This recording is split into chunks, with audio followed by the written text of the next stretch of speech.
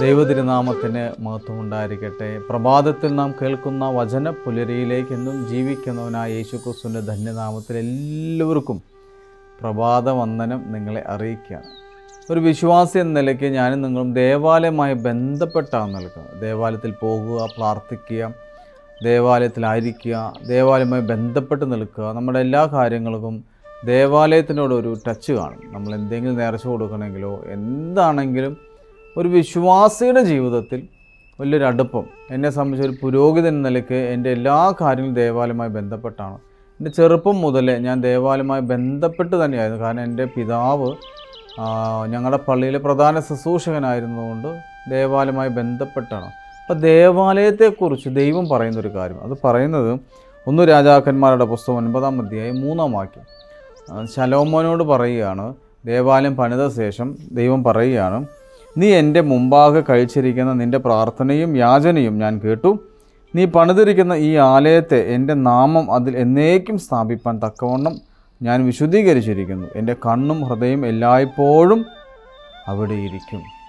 അപ്പോൾ ദേവാലയം പണിത് കൂദാശ ചെയ്ത ശേഷം ദൈവം പറയുന്ന കാര്യമാണ്, നിൻ്റെ പ്രാർത്ഥനയൊക്കെ ഞാൻ കേട്ടിട്ടുണ്ട്, നിൻ്റെ യാചന ഞാൻ കേട്ടിട്ടുണ്ട്. നീ ഈ ആലയത്തെ എൻ്റെ നാമം അതിൽ എന്നേക്കും സ്ഥാപിപ്പാൻ തക്കവണ്ണം.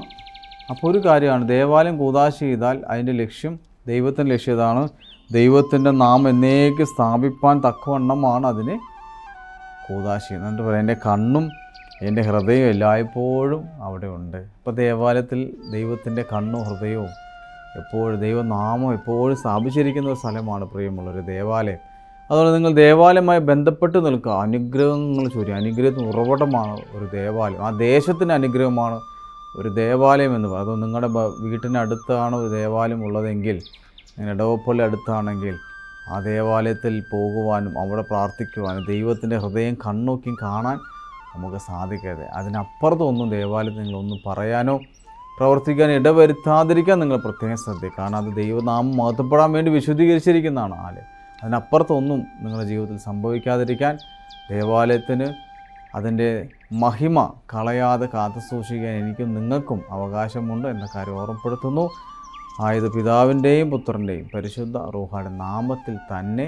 ആമീൻ.